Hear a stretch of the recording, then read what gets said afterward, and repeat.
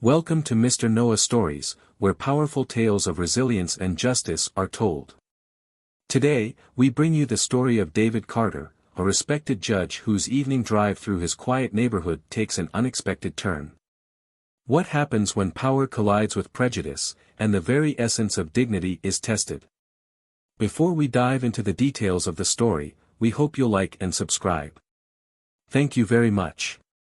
Now, let's find out. David Carter, a man who had faced more challenges in life than most could imagine, let out a deep sigh as he guided his brand-new Audi down the winding streets of his neighborhood in Oakwood Heights, an upscale community known for its peace and quiet. It had been a long, grueling day in court, but now, with the cool evening air slipping through his cracked window and the smooth rhythm of jazz enveloping him, he felt a familiar sense of calm.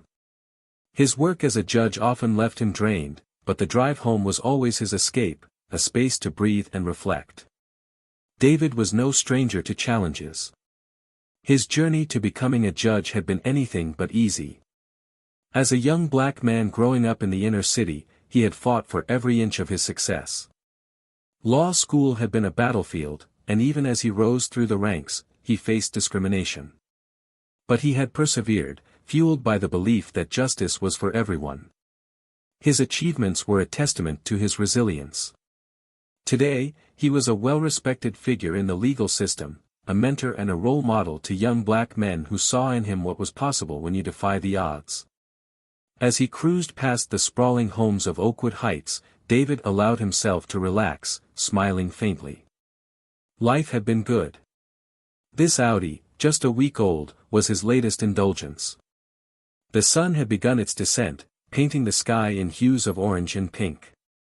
David loved this time of day. It reminded him of simpler times before the weight of his responsibilities had settled on his shoulders. But just as he was about to turn up the volume on the jazz, a flash of red and blue lights caught his attention. His stomach tightened. David glanced in the rearview mirror, where a police cruiser had pulled up behind him, its lights flashing insistently. He blinked in confusion. He hadn't been speeding. His heart began to race, and a familiar unease crept into his chest. He had heard too many stories about encounters like this, but surely not here, not in his own neighborhood. Reluctantly, David signaled and pulled over to the side of the road, the cruiser following closely behind. The tranquil atmosphere of the neighborhood was shattered as the flashing lights painted the quiet streets in a harsh glow. David's fingers gripped the steering wheel tightly, a sense of dread beginning to settle over him. He reminded himself who he was, a respected judge. This had to be a misunderstanding. A sharp knock on his window made him jump. David turned to see a tall, broad-shouldered officer standing just outside the driver's side window. Her face was hard and unreadable, her badge gleaming under the streetlights. "License and registration," she barked, her tone cold and devoid of any courtesy. David's brow furrowed in confusion, but he complied, retrieving his documents from the glove compartment and handing them to her. She snatched them from his hands, barely glancing at them before shifting her gaze back to him. Her eyes narrowed. "Step out of the car," she ordered, her voice hard, leaving no room for argument. David blinked, momentarily stunned. "Excuse me?" he asked, his voice calm but filled with confusion. "I said step out of the car," she repeated more forcefully this time, her hand resting on the gun holstered at her side. His pulse quickened, but he kept his composure. He knew his rights. He knew the law. He also knew that staying calm was crucial. "Ma'am, there must be some kind of mistake," David began, his voice measured. "I'm Judge David Carter. This is my vehicle. I live just down the street." The officer raised an eyebrow, her expression unchanging. "Step out of the vehicle, Judge, or we'll." The tension in the air thickened. David's mind raced, weighing his options. He had lived through a lifetime of encounters with authority, but this one felt different. It wasn't just about him as a judge. It was about everything he had overcome, the battles he had fought not only in court but in life. This moment was a test of his dignity, his resilience, and the fragile line between power and prejudice. Would he walk away unscathed, or would this be a fight he wasn't prepared for? The story of David Carter had only just begun. David's stomach dropped as the officer's hand tightened around the grip of her holstered gun. He had expected her demeanor to soften at the mention of his position. After all, he had presided over countless cases in this district, yet she showed no recognition. Swallowing his rising frustration, David pushed open the car door and stepped out, his movements slow and deliberate. He stood beside his vehicle, his heart pounding in his chest, as the officer eyed him, circling him like a predator. "We've had reports of stolen vehicles in the area," she said, her eyes flicking between David and his car. "This Audi matches the description." David's jaw tightened. "This is my car. I purchased it from the dealership just days ago. If you run the plates, you'll see everything checks out." But the officer didn't seem to care. Her gaze lingered on him, suspicion etched into her face. "Hands on the hood," she ordered. David hesitated. "Is this really necessary?" he asked, his voice low, barely containing his disbelief. "Hands on the hood," she snapped, stepping closer. David clenched his jaw but complied, placing his hands on the smooth surface of his car's hood. As he did, he noticed movement in his peripheral vision, neighbors peeking out from behind curtains, their faces barely visible. The humiliation stunned him more than the cold metal beneath his hands. The officer began patting him down, her hands rough and mechanical. "This vehicle matches the description of one stolen last week," she muttered. "I've already told you," David said, his voice tight with controlled anger. "This car is mine." But the officer wasn't listening. To her, he was just another suspect, another black man in a nice car.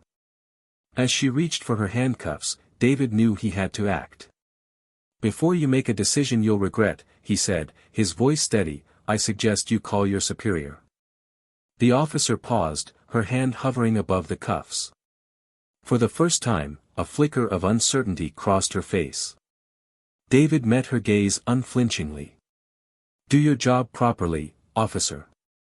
Run my plates and call your captain." The tension between them hung thick in the air.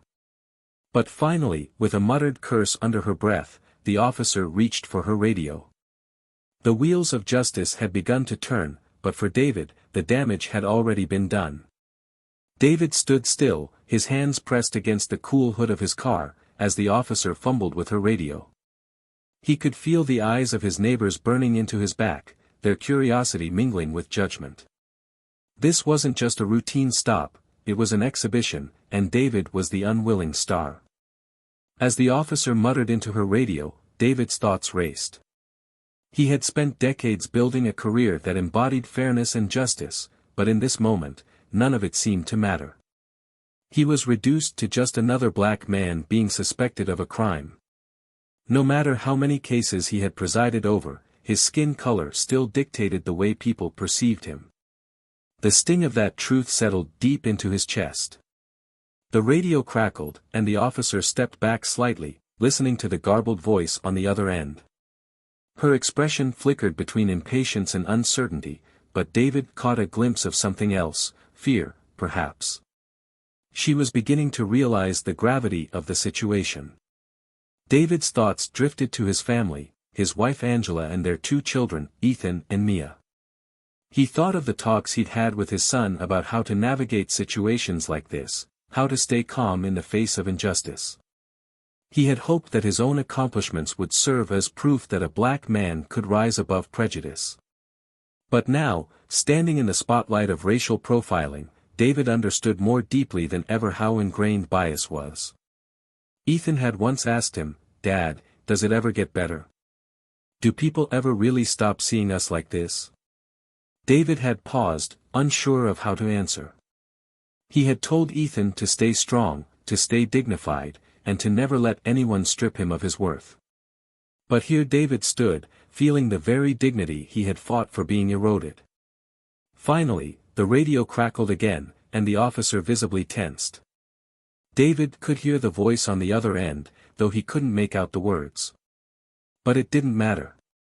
The officer's face said it all. She had made a mistake. For a moment, the world seemed to stand still. David's heartbeat pounded in his ears, and the air felt thick with the weight of what had just transpired. The officer was realizing that she had misjudged him. The power of her authority had faltered in the face of truth, but the humiliation and frustration lingered.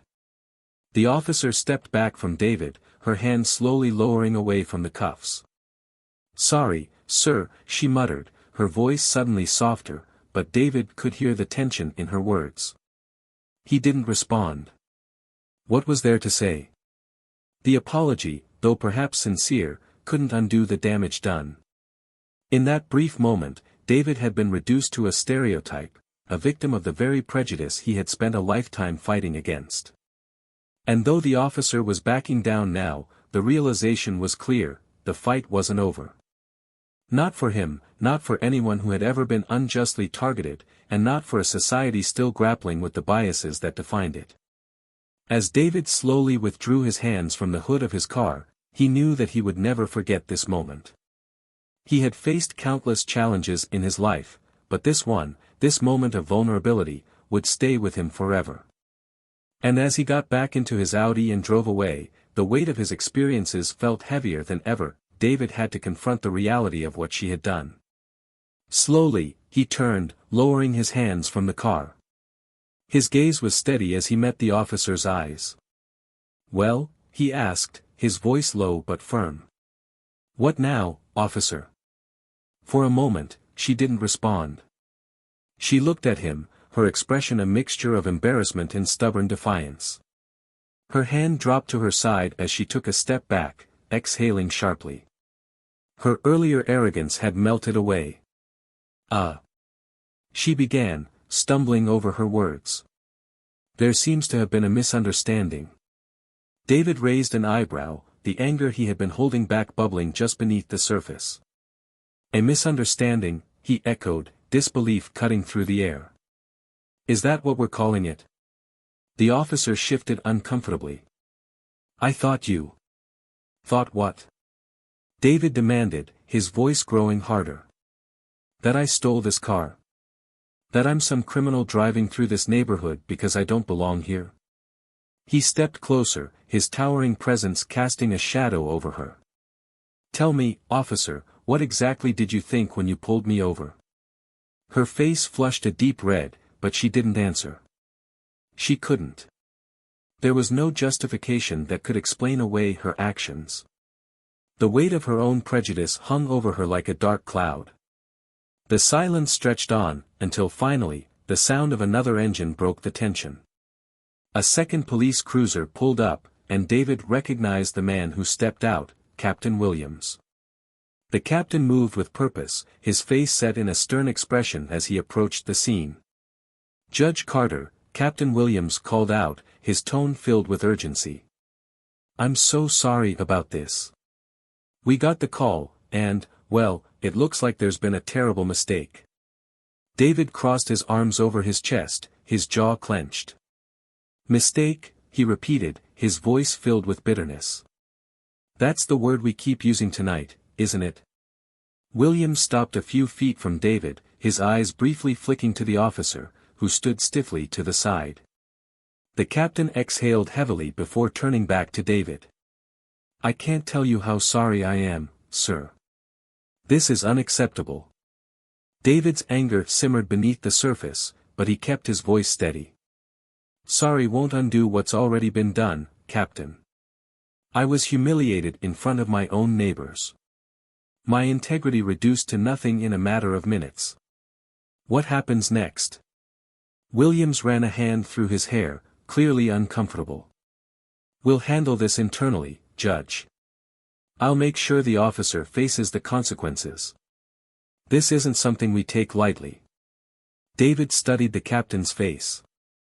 He had seen too many situations like this where officers were reprimanded behind closed doors, but the system remained unchanged. He had no interest in a half-hearted apology. "I want more than just an internal review, Captain," he said, his voice hardening. "I want this to be public. I want this to be addressed in front of the community so people see that there are real consequences for racial profiling. I want transparency, and I want action. Williams hesitated, glancing again at the officer. Judge, I understand your frustration, but... No, Captain, David interrupted, his voice low but firm. You don't understand. Not really. You've never had to live with this, but I do. And so does every other black man and woman who's been in my position. If we don't make this right, if we don't hold people accountable, it's going to keep happening. The captain swallowed hard, then nodded slowly. You're right, he admitted, his voice quieter. You're absolutely right. David took a deep breath, the tension in his chest loosening just a fraction. Then do something about it, he said simply. Captain Williams glanced at the officer once more, then turned back to David. I will, Judge. I promise you, I will. But David had heard promises like this before. As he stood there, watching Captain Williams attempt to salvage the situation, he knew this was only the beginning of a much larger battle, a battle not just for his dignity, but for the dignity of everyone who had ever been wrongly judged, not by their actions, but by the color of their skin. As the night deepened around them, David turned back toward his car, his mind already racing with the next steps he would take. This fight wasn't over. Not by a long shot. As we conclude this powerful story, we'd love to hear your thoughts. Where are you watching from? What do you think about David Carter and his journey? Your insights matter to us. Thank you for joining us today. If you enjoyed the story, please like, share, and subscribe to our channel. Your support helps us continue to bring you inspiring content. We look forward to hearing from you.